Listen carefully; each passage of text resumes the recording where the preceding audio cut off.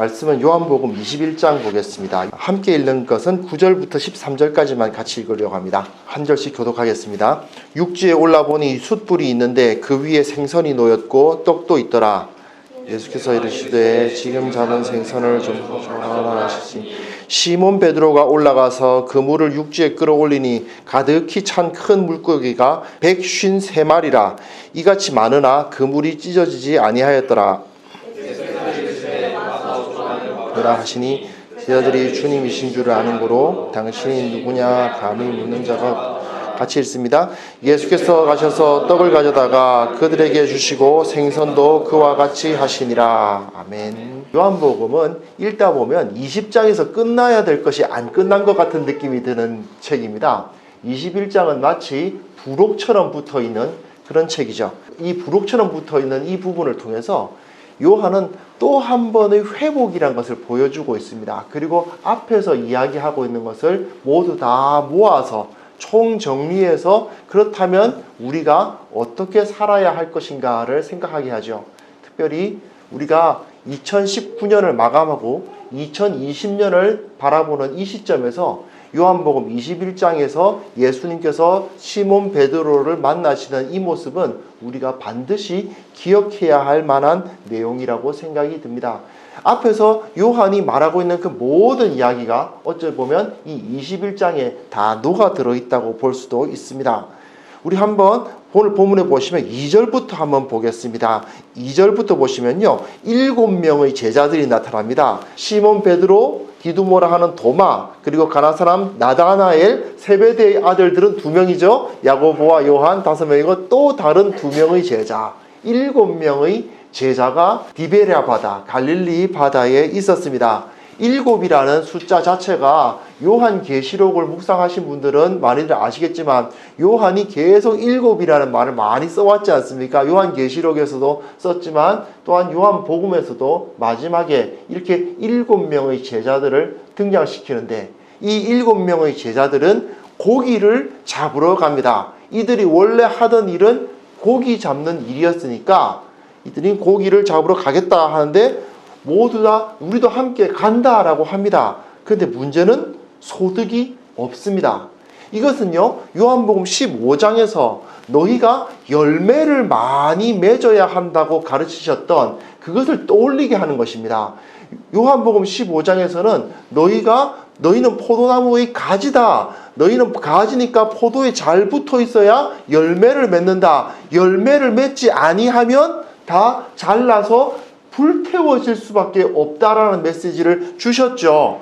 그것을 사람이 포도를 맺을 수는 없잖아요. 그렇죠? 그러니까 현실적으로는 이 사람들이 실제적으로 열매를 맺지 못하는 현실을 보여주기 위한 매우 상징적인 모습입니다. 고기를 잡으러 가는데 이 사람들은 원래 어부였고 또한 사람을 낚는 어부로서 부름을 받은 사람들이었는데 정작 그 물고기를 낚지 못하고 있는 상황입니다. 그런데 그 다음 절에 보시면 4절부터 보시면요, 이들이 왜 소득이 없었던가가 나타나요. 날이 새어갈 때 예수께서 바닷가에 서셨습니다. 제자들이 예수이신 줄을 알지 못했습니다. 이것은 예수님께서 부활하신 이후에 3번째 나타나신 일입니다. 누가복음에 의하면 예수님께서 부활하신 이후에 40일 동안 제자들에게 하나님 나라의 일을 가르치셨다고 되어 있습니다만은 계속 쭉 40일 동안 함께 계셨던 것 같지는 않고 이렇게 갑자기 사라지시고 또 나타나시고 사라지시고 나타나시고 하는 그런 과정이 한 40일 정도가 진행됐던 모양입니다. 이것이 바로 3번째 사건입니다. 그런데 이 3번째인데 이 제자들이 예수님께서 부활하셨다는 것도 알고 그리고 아마도 갈릴리에서 다시 만날 수 있을 것이라는 나름대로의 힌트가 있으니까 갈릴리 이 디베랴 바다 쪽에 있었겠죠? 그런데도 정작 그분이 나타나셨는데 못 알아봅니다. 정말 내가 친근하다면 그 사람의 움직임, 그 사람의 몸의 실루엣 정도를 봐도 저분은? 하고 깨달을 것 같기도 한데 너무 머니까 못 알아본 거 아니냐라고 할 수도 있지만 사실은 그렇게 대단히 먼지는 않았던 모양입니다. 뒤에 보시면 한 50칸 정도 되어 있었다라고 되어 있어요. 그래서 대단히 먼, 정말 사람을 정말 익숙하게 알던 사람을 못 알아볼 정도로 엄청나게 먼 그런 거리는 아니었던 것 같은데도 불구하고 이 사람들은 예수님이 나타나셨는데, 부활하신 예수님께서 나타나셨는데 알아보지를 못했습니다. 이게 바로 이들이 열매를 맺지 못하는 이유죠. 사실은 요한복음 15장에 나와 있는 그것과 똑같은 이유입니다. 예수님과 완전히 긴밀하게 친하지 않아요. 완전히 연합됐다 싶을 정도로 친하지 않아요. 멀리서 봤어도 주님이다 라고 알 수 있을 정도가 아니에요. 약 3년간을 함께 했고 또 부활하셨다는 사실도 알았고, 그리고 그 주님을 만나고 싶어서 갈릴리에 왔을 것임에도 불구하고 예수님이 정당 나타나셨는데 모릅니다. 그렇게 친밀하지 않습니다. 마치 포도나무 가지들이 포도나무에 제대로 붙지 않은 것 같은 상황, 긴밀하게 그분과 연결되어 있지 않은 상황이 여기서 보이는 거죠. 그러니까 예수님께서 여보시게들 고기 있습니까? 그러니까 없소이다. 그러니까 배 오른편에 던지시오. 그리하면 잡을 것입니다. 던졌더니 고기가 너무 많아서 그물을 들어 올릴 수가 없는 그런 엄청난 열매를 맺는 것을 보게 됩니다. 이 지금 좀 전까지만 해도 이 사람들은 예수님과의 관련이 없는데 예수님과의 관련성이 생겼죠. 대화가 오고 왔지 않습니까? 여보시오, 고기가 있습니까? 우리에겐 고기가 없습니다. 그런데 그것을 오른쪽에 던지시오. 그러자 물고기를 들어 올릴 수 없을 정도로 열매를 많이 맺나니, 요한 15장에는 너희가 열매를 많이 맺는다고 되어 있죠. 여기서도 많은 물고기를 거둬 올리는 것을 보게 됩니다. 7절에 보시면요, 이때에 예수께서 사랑하시는 그 제자가 요한입니다. 이거 쓴 요한이 딱 보니까 주님이시다 알아챘어요. 확실히 성격 차이가 나옵니다. 알아챈 건 요한인데 물에 뛰어드는 건 베드로입니다. 베드로는 즉시 겉옷을 두르고 바다에, 좀 이상하죠? 보통은 수영을 하려면 옷을 벗고 뛰어들어서 수영을 하는데 이 사람은 겉옷을 입고 바다에 뛰어들었다라고 되어 있습니다. 요한은 굉장히 의도적으로 세례의 이미지를 여기서 던지고 있는 것입니다. 세례, 물에 들어갔다가 나오는 보통 침례를 많이 생각하는데 그들이 물로 그 이전의 베드로와 그 이후의 베드로가 달라지는 역사가 여기서 일어나는 거죠. 베드로는 주님을 보았고 그 이전에 이미 부활하신 주님을 배웠지만, 그러나 그 자리에서 다시 한번 새롭게 그 관계를 세우기 시작합니다. 주님과의 관계가 새롭게 되어가는 것입니다. 3년 동안 함께 했던 것 과거도 있고 이미 부활하신 주님 만난 것도 있습니다. 그러나 새롭게 주님과 다시 한번 관계가 회복되고 다시 한번 정립되는 역사가 여기서 일어납니다. 마치 세례를 다시 받듯이, 이제 다시 내가 예수님을 믿겠다고 말하듯이 거기에 물로 뛰어드는 모습을 보게 되죠. 그리고는 어떻게 갔는지 잘 모르겠어요. 그 겉옷이 오히려 헤엄치는 데는 방해가 많이 됐을 것 같은데 베드로가 생각하기에는 이 배가 가는 것보다, 노져서 배로 가는 것보다 내가 수영하는 게 훨씬 빠르다라고 생각했는지 몰라도 베드로가 어쨌든 먼저 도착했습니다. 아마도 물고기 때문이었겠죠. 물고기가 워낙 많으니까 그거 잡아 올리는 것은 너네들이 물고기 잡아라, 나는 주님한테 간다 하고 뛰어들어서 간 겁니다.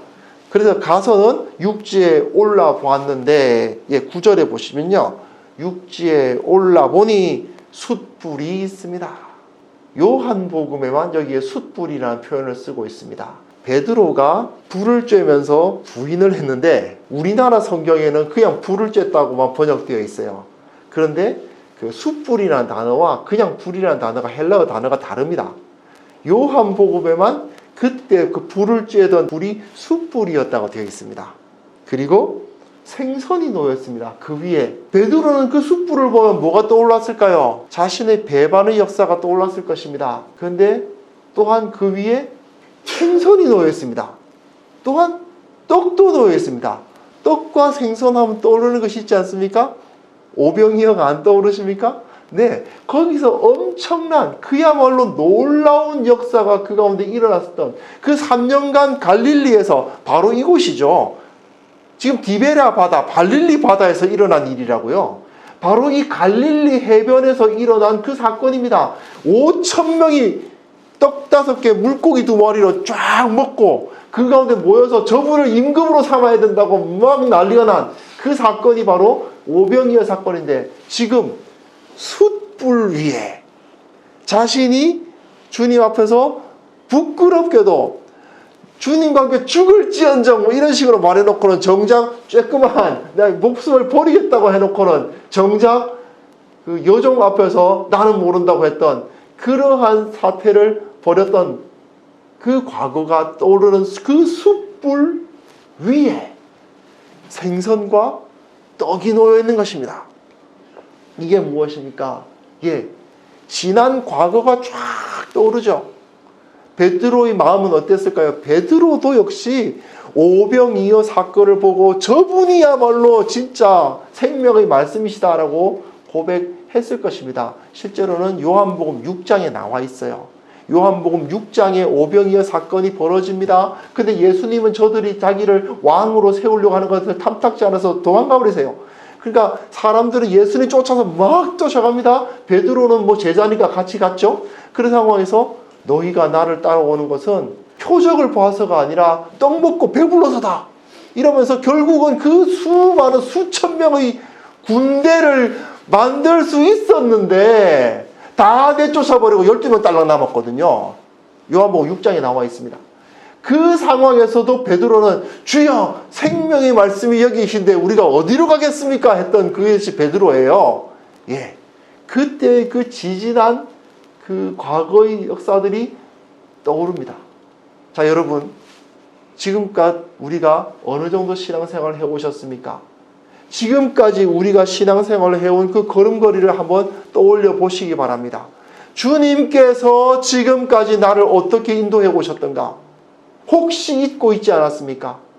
내가 주님을 어떻게 배반했던가부터 시작해서 내가 주님께 어떤 은혜를 입었던가까지, 내가 주님을 알았을 때, 주님을 처음 만났을 때 내가 어떠한 모습이었던가, 내가 주님을 알고 거듭났다는 것을 깨달았을 때 내 마음이, 내 심령이 어떠했던가를 기억하지 못하십니까?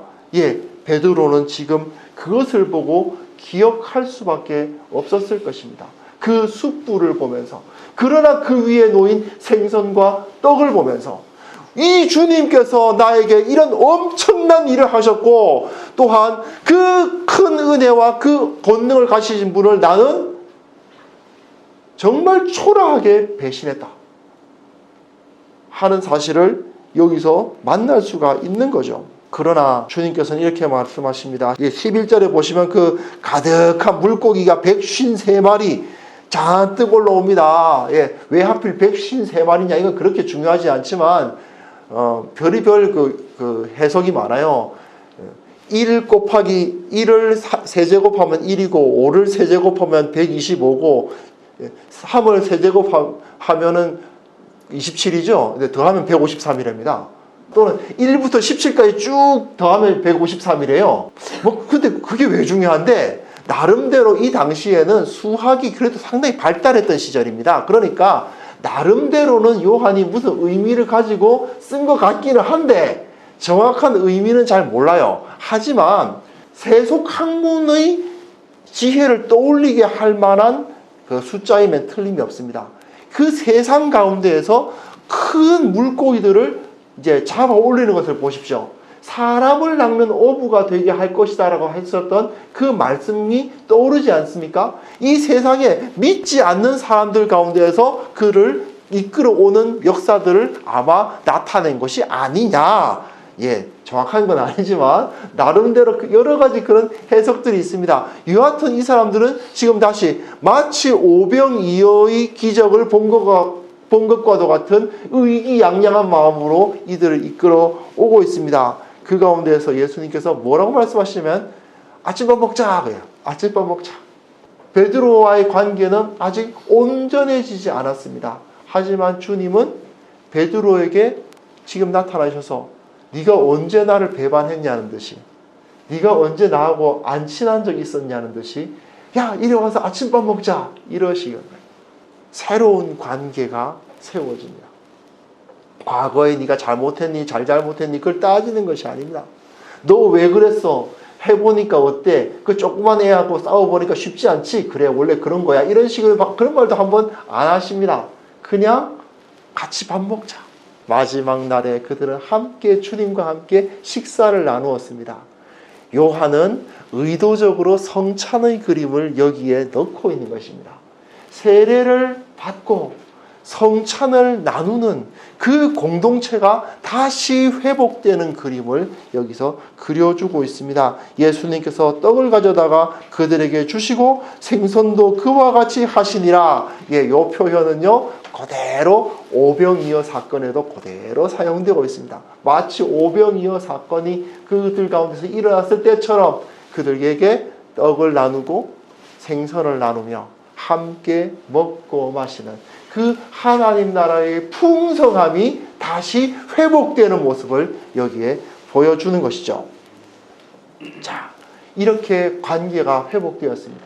비록 과거는 배신했고 도망갔고 불충했으나 주님께서는 그 제자를 품으시고 너 왜 그랬냐? 너 그따위였냐? 너 그 정도밖에 안 됐냐? 이런 얘기가 전혀 이런 방구말 없이 같이 아침 먹자. 그렇게 부르셔서 함께 식사를 나누며 너와 나는 피로 나는 형제와 같이 이 떡과 포도주 정말 예수 그리스도의 살과 피로 연합된 그 공동체의 모습을 그리듯이 이 식사가 이루어지면서 온전히 새 관계가 맺어져 있습니다. 이들의 관계는 그런데 과거 위에 세워져 있다는 것을 조금만 기억해 주십시오. 그 과거에 주님께서 행하셨던 그 모든 역사 그리고 내가 배반했던 역사들까지 다 합쳐서 그러나 주님은 그 모든 것을 새롭게 하시고 과거가 없어진 것이 아니라 그 과거가 재해석되어서 새로운 시각을 이제 나타내고 있습니다. 그 새롭게 세워진 관계 위에 15절 보시면요. 조반 먹은 후에 관계가 새롭게 세워진 후에 시몬 베드로에게 물으십니다. 요한의 아들 시몬아. 왜 베드로가 아니고 요한의 아들 시몬일까요? 베드로는 분명히 주님께서 주신 이름입니다. 주님께서 이름 주시기 전에 원래 이름입니다. 그 요한의 아들 시몬아, 네가 이 사람들보다 나를 더 사랑하느냐? 이들보다 나를 더 사랑하느냐라고 질문하십니다. 헬라어에서는 여기서 사랑하느냐라는 말은 아가파오입니다. 아가페스메 이렇게 붙습니다. 나를 사랑하느냐? 이 사람들보다 나를 더 사랑하느냐? 그때 베드로는 이렇게 말하죠. 주님 그렇습니다. 내가 주님을 필로세 당신을 사랑하는 줄을 주님께서 아시나이다. 많은 주석가들이 아가페 사랑과 필로스 사랑을 다른 것이다 라고 주석하는데 의견이 많지만 분명한 것 하나는 있습니다. 베드로는 지금 예수님이 사용하는 그 단어를 못 쓰고 있습니다. 분명히 베드로는 예수님을 사랑합니다. 아가페 사랑을 할 수 없지만 난 필로스 사랑을 하겠습니다 라는 의미일 수도 있습니다. 그러나 그런 의미가 아니라 하더라도 분명한 것 하나는 있습니다. 예수님께서 사용하시는 그 단어는 못 써요.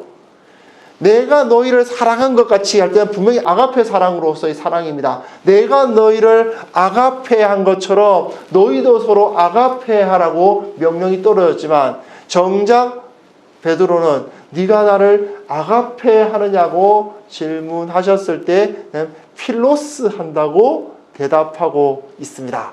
그것도 역시 사랑한다는 의미예요. 그러나 같은 단어가 사용되고 있지를 않습니다. 두 번째 질문이 들어갑니다. 네가 이 사람들보다는 쏙 빠집니다. 네가 이 사람들보다는 빠지고 네가 나를 아가페스메 나를 사랑하느냐? 베드로의 대답은 똑같습니다. 내가 당신을 필로세 하는 것을 당신이 아십니다. 역시 똑같은 단어를 사용하지 못합니다. 이 사람들보다 나를 더 사랑하느냐 해서 이 사람들보다는 뺐는데 역시 아가페라는 단어는 사용하지 못하고 있습니다. 그런데 문제가 생겼어요. 세 번째 이르시는데 요한의 아들 시몬아 내가 나를 필레스메, 세 번째는 필레스입니다. 필레오로 네가 나를 사랑하느냐라고 예수님께서 낮추시는 것입니다. 주님은 계속 낮아지십니다. 네가 이 사람들보다 나를 더 아가페하느냐, 네가 나를 아가페하느냐, 네가 나를 필로스하느냐 라고 주님은 원래 우리에게 오셨을 때처럼 낮아지시죠. 계속 우리에게 요구하는 요구 수준이 떨어지는 느낌이 들지 않습니까? 그런데 17절에 아주 답답한 모습이 있습니다. 이렇게 주께서 세 번째 네가 나를 필레스메 하느냐 하심으로, 나를 필로스로 사랑하느냐 하심으로 베드로가 근심하여 이러되, 그 정도는 해야지. 계속하면 필로세레메. 그런데 네가 나를 정말 필로스 하느냐라는 질문에 예, 그건 해야죠. 지금 왜 한다고 두 번이나 말했잖아요. 가 아니고 근심하여 이르되 주여 모든 것을 아시오매 내가 주님을 사랑하는 줄 필로스 하는 것을 주님께서 아시나이다. 이렇게 대화가 오고 갑니다. 그런데 이때마다 주님께서 각 세 번의 대화마다 주님께서 하신 말씀이 무엇이었는가를 기억해 주시기 바랍니다. 첫 번째는 내 어린 양을 먹이라. 16절 끝에는 내 양을 치라. 그리고 17절 끝에는 예수께서 이르시되 내 양을 먹이라. 베드로는 사명을 얻었습니다. 주님께서 남기신 그 양들을 먹이고 치고 그들을 기르는 목양의 사명을 얻었습니다. 이것은 결국은 예수님께서 처음 하신 그 새 계명과 다를 바가 없습니다. 원래는 똑같은 얘기입니다. 내가 너희를 사랑한 것 같이 너희도 서로 사랑하라 하셨던 그 말씀과 결국은 일맥상통하는 것입니다. 나의 양들을 네가 치라. 나의 양들을 먹이라. 너희가 목회의 역할을 감당하라. 그것입니다. 목사가 되라는 의미가 아닙니다. 주님의 양들을 네가 치라는 거죠. 내가 너 옆에 있는 사람이 바로 주님의 양이 아니야. 그 사람을 먹이고 그 사람을 돌보고 그 사람을 세우고 그 사람들을 도와라. 영적으로, 신앙적으로 그들이 주님 앞에 바로 설 수 있도록 최선을 다하라고 사명을 주고 계십니다. 여러분, 우리는 끊임없이 이 사명을 새롭게 해야만 합니다. 우리에게 주어진 사명, 예수 그리스도를 믿는 사람으로서 이 땅 가운데 세워진 그리스도인들의 사명은 물론 각자의 영역에서 각자의 그 직업을 따라 다른 모습으로 하나님의 나라를 섬기시겠습니다마는, 그러나 근본적으로 모든 것은 하나님의 사람들을 세우는 데 초점이 맞춰질 수밖에 없습니다. 가장 먼저 우리가 마음을 두어야 될 것은 하나님의 사람들을 세우는 것입니다. 사람이 가장 소중하고요. 그 사람의 영혼을 위해서 내가 이 자리에 서 있다는 사실을 기억해야만 되는 것입니다. 주님께서 왜 우리에게 오셨습니까? 여러 가지 일을 하셨습니다만은 사실은 오병이어 기적을 일으키기 위해서 오신 것이 아니에요. 오병이어를 통해서 수많은 사람들을 구원하시기 위함 아니겠습니까? 주님께서 물로 포도주를 만드시기 위해서 이곳에 오신 것이 아니에요. 그것을 통해서 사람들이 하나님의 나라를 바라볼 수 있도록 하시기 위함 아니었습니까? 결국은 사람들, 우리는 그 사람들을 구원하려고 사람 낚는 업으로서 이 세상에서 부름을 받았다는 것이죠. 우리는 결국은 그 영혼들을 향한 그 마음을 품어야만 합니다. 우리가 어떤 모습으로 섬기든지, 내가 한 명의 직장인으로 섬기든지, 한 명의 주부로 섬기든지, 한 명의 학생으로서 섬기든지, 그게 중요한 게 아닙니다. 내가 어떠한 자리에서 어떤 모습으로 서 있든 나는 그 사람의 영혼들에게 관심을 가지고 그들이 하나님의 어린 양일 수 있다, 하나님의 양일 수 있다는 것을 생각하면서 그들을 위해서 살아가는 것이죠. 우리의 인생의 목적이 거기에 있는 것입니다. 우리의 사람들을 풍요롭게 하기 위해서. 네, 맞습니다. 사람들 가운데 억울한 사람이 없도록 하기 위해서. 그것도 맞습니다. 사람들을 하여금 알지 못하여서 불이익을 당하는 사람이 없도록 하기 위해서 우리는 최선을 다해야 합니다. 그리고 또한 가장 중요한, 예수 그리스도를 알지 못함으로 인해서 죽어가는 최종적인 절망 가운데 떨어지지 않도록 하는 그 사명을 우리는 감당해야만 하는 것입니다.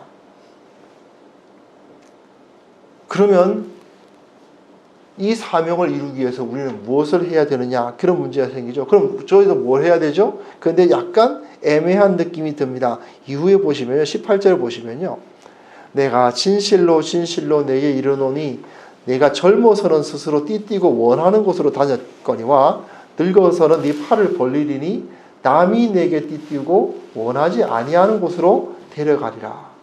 이 말씀을 하시면 베드로가 어떠한 죽음으로 하나님께 영광을 돌릴 것을 가르치신다 되어 있는데, 어떠한 죽음으로라는 말은 죽는 그 순간을 말하는 게 아닙니다. 그가 어떻게 죽을 것이냐의 문제는 그가 어떻게 살 것이냐의 문제입니다. 그렇지 않습니까? 우리는 전부 다 죽어가고 있다고요. 우리는 죽음을 향해서 달려가고 있지 않습니까? 그렇다면 내가 어떤 죽음을 죽어야 할 것인가의 문제는 우리가 어떻게 살아가야 할 것인가의 문제입니다. 베드로는 이제부터는 자기가 의도한 바대로 마음대로 살아가는 것이 아니라 마음대로 죽어가는 것이 아니라, 그런데요, 조금 여담입니다만은요, 한번 가만히 생각해 보십시오. 이렇게 질문하면 답하기 어렵습니다. 어떻게 살고 싶으십니까? 어떤 삶을 살고 싶으십니까? 라고 질문하면 그 질문에 대해서는 굉장히 모호한 답밖에 안 떠올라요. 그런데 어떻게 죽고 싶으십니까? 라는 질문을 생각한다면 굉장히 상당히 구체적인 답이 나에게 찾아지기 시작합니다. 나는 과연 내 삶의 마지막을 어떻게 끝내고 싶은가? 예. 그런데 베드로는 지금 이런 사명을 받은 것입니다. 남이 내게 띠띠우고 나를 이리저리 끌고 다녀요. 근데 그 남은 결코 세상의 남이 아닙니다. 성령이죠. 뭐라고 말씀하시냐면은 베드로에게 한마디 딱 하십니다. 나를 따르라. 그겁니다. 나를 따라오더라. 지금까지 네가 가고 싶은 대로 가고 이리저리 갔는데 이제는 남이 너를 띠띠우고 이리저리 끌고 갈 거야. 그런데 말이지, 나만 따라와. 그 말입니다. 나만 따라오너라. 그것이 우리에게 주어지는 새로운 믿음입니다. 주님을 따라가기만 하면, 주님을 사랑하고 주님의 말씀에 순종하기만 하면 내가 이후에 뭘 하고 어떤 자리에 가서 어떤 직장을 가지고 어떤 사람을 만나고 어떤 정도의 성과를 내서 이런 것을 온전히 알지 못한다 하더라도 나를 따르라. 그랬을 때에 주님께서는 이렇게 말씀하시는 거죠. 베드로가 어떠한 죽음으로 하나님께 영광을 돌릴 것인가? 우리의 죽음을 통해서 주님께, 하나님께 영광을 돌릴 수 있게 되는 것입니다. 이게 그런데요, 베드로 입장에서는 좀 묘한 게 있습니다. 이런 말 들으면, 주님 따라가기만 하면 되는 거예요? 저 신경 안 쓰고 주님만 따라가면 되는 거군요? 좁네. 정말 좁네. 라고 느낄 것 같은데, 그게 단순히 그냥 짧은 시간 여행 다닐 때 누가 가이드가 있어서 이리 오십시오 저리 오십시오 하면서 따라가면 편할 것 같지만, 내 인생이라고 생각하면 그거 결코 편하지 않습니다.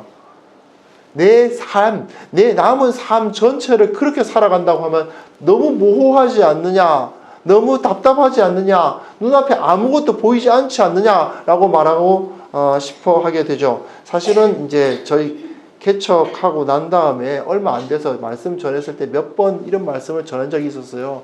우리의 비전은 결코 눈에 보이는 딱 눈에 손에 잡히는 것이 아니다. 주님의 영광은 구름, 소리, 빛 이런 걸로 나타나셨지 정확한 그 딱 그려지는 건물 또는 형상으로 나타나지 않지 않느냐. 하나님의 영광은 언제나 구름이나 빛이나 소리나 이런 모호하고 손에 안 잡히는 모습으로 나타나는 것과 같이 주님께서는 우리를 그런 모호함 가운데 광야의 길은 언제나 바뀌고 그 광야에서 어디에서 물이 나오고 어디에서 어떤 반석이 있고 어디에서 그늘이 질지 전혀 모르지만 그러나 그 가운데 들어갔을 때 주님께서 이끄시는 그 길을 걸어가자는 얘기 아닙니까? 그러니까 베드로로서는 마음이 좀 답답했는지 요한을 봅니다. 쟤는요? 쟤는 어떻게 됩니까? 이런 얘기입니다. 그런데 예수님께서는 이렇게 말씀하시죠. 내가 올 때까지 그를 머물게 하고자 할지라도 내가 다시 재림할 때까지 저 녀석이 살아있도록 할지라도 네가 무슨 상관이냐. 이건 그렇게 오랫동안 살게, 물론 요한이 굉장히 오래 살았고 그 이후에 이 요한복음 이후에 보면 이게 해명하는 거예요. 왜냐하면 요한이 굉장히 나이가 많은데도 안 죽으니까 100세가 넘어갔을 거예요. 그 당시로서는 100세가 넘어간다 그러면 굉장히 엄청난 거 아닙니까? 근데 주님께서 재림하실 때까지 안 죽는다더라는 이상한 소문이 돌았나 봐요. 그러니까 요한이 그 밑에다가 그 해명글을 달았어요. 그런 게 아니고 베드로가 그렇게 물어보니까 이런 식으로 대답하시다 보니까 그게 와전된 거다 하는 부분이 그 뒤에 있어요. 여하튼 예수님께서 말씀하시는 말은 그거죠. 다른 사람이 어떻게 되든 그게 뭐가 중요하냐? 너는 나를 따르라. 예. 주님을 따르라는 말을 들으면요, 사람들은 피하고 싶거든요. 나만 따르고 가면 이상하잖아요. 다른 사람들은 다 안 따라가는데 나는 주님을 따라가는 것 같고, 이거 좀 나만 손해보는 것 같고, 왜 저한테만 그러세요? 왜 저만 주님 따라야 되죠? 왜 저만 십자가 져야 되죠? 왜 저만 더 많이 섬겨야 되죠? 왜 저만 더 교회를 위해서, 왜 저만 더 영혼들을 위해서? 남들은 다 적당히 신앙생활 하는데 남들은 대충 세상과 적당히 양다리 걸치면서 잘 살아가고 있는 것 같은데 왜 저만 그래야 되죠? 라고 질문을 던지려고 하는 그 사람에게 다른 사람이 어떻게 되든 다른 사람의 인생에 대해서 너는 왜 그렇게 관심이 있느냐? 너는 나를 따르라. 이것이 우리에게 주어진 부르심입니다. 새로운 믿음입니다. 주님께서 이 믿음으로 우리를 초청해 주실 것입니다. 이제 2020년을 우리가 바라보았습니다. 약 2년여 지난 과거가 있고 또한 그 더 긴 과거가 있죠. 예전에 내가 신앙생활했던 과거, 내가 이런 교회에서 저런 교회에서 섬겼던 과거들이 있습니다. 그곳에서 주님을 만났던 것, 그곳에서 상처받았던 것, 그곳에서 큰 체험을 했던 것, 여러 가지 경험들이 다 있을 것입니다. 그리고 지금 여기에 돌아왔을 때 그때는 그랬는데 왜 지금은 안 되고 있을까? 그때의 아픔이 아직까지 남아있는 경우도 있고요. 여러 가지 경우가 있어요. 과거가 지금보다 좋은 분도 있을 수 있고 과거보단 지금이 나은 분도 있을 수 있고 지금은 과거와 비교해서 지금은 뭔가 좀 부족하다고 느껴지는 분도 있고 여러 가지 감정을 느끼시는 분들이 계시겠지만 중요한 것은 그 모든 것 위에서 주님과 함께 회복된 관계가 세워져야 합니다. 그리고 그곳에서 주님께서 우리에게 맡기신 그 사명을 회복해야만 합니다. 주님께서는 우리에게 사람들, 그 영혼에 대해서 관심을 가지라고 말씀하고 계시고 그리고 다른 사람 볼 거 없이 다른 사람이 어떻게 살든지 간에 그것 볼 거 없이 너는 나를 따르라. 다른 사람이 불충성하는 것이 눈에 보여도 아무리 한국교회가 무너져가고 있는 것들이 보여도 저 사람들은 저렇게 대충 살고 있는데 왜 나만 열심히 살아야 되나요? 왜 나만 주님의 십자가를 지고 왜 나만 주님의 길을 따라가야 되나요? 라고 질문하려고 하는 마음이 새록새록 들 때마다 주님께서 우리에게 부르신 그 부르심을 떠올릴 수 있기를 바랍니다. 너는 나를 따르라. 너는 나를 따르라. 이 마음으로 우리가 2020년도를 시작할 수 있기 바랍니다. 많이 힘들고 어려울 수도 있습니다. 점점 세상은 주님을 많이 떠나고 있고요. 주님을 섬기는 것보다는 세상을 섬기는 것이 더 편하다고 느껴지는 경우도 너무나도 많고요. 세상적으로 성공한 사람들보다 신앙 좋은 신앙 좋은 사람들은 세상적으로 맨날 그렇게 성공하지 못하는 것까지 보이고, 신앙 좋은 사람들은 오히려 경제적으로 힘들고 사회적으로도 어렵고 그런 일들이 눈에 보일 수도 있습니다. 그러나 우리 주님께서 어떠한 영광으로 주님께 영광을 돌리셨는지 다시 한번 기억해 주십시오. 주님께서 그 십자가에 오르사 그 모든 사람들을 용서하시고 그들에게 소망을 선포하셨던 그 모습들을 다시 한번 기억해 주십시오. 2020년 제가 주님을 바라보고 다른 사람은 어찌하든지 저는 주님을 따르겠습니다. 내가 과거에 주님을 어떻게 섬겼든지 이제는 새로워져서 주님을 만나고 주님을 섬기겠습니다. 내가 이제는 하나님을 더 사랑하고 내가 이제는 주님께 더 가까이 나아가겠습니다. 그리고 나에게 주신 내 어린 양을 먹이라, 내 양을 치라, 내 양을 먹이라 하셨던 그 사명을 잊지 아니하고 그것을 향하여서 한 걸음 한 걸음 나아가겠습니다. 이 고백을 하는 우리 모두가 되었으면 좋겠습니다. 주님께서 네가 나를 사랑하느냐 물으시고 계십니다. 우리가 주님을 사랑한다면 충분히 이 일을 감당할 수 있음을 기억하시면서 담대히 한 걸음 2020년을 시작하는 우리 귀한 성도들 되시기를 바랍니다. 기도하겠습니다. 하나님 아버지께서 우리에게 베풀어 주신 그 새로운 사명, 새로운 믿음을 기억하면서 주님 앞에 담대히 나아가는 자들 되게 하여 주시옵소서. 주님만을 바라봅니다. 주님께서 홀로 영광받아 주시옵소서. 예수 그리스도의 이름으로 기도합니다. 아멘.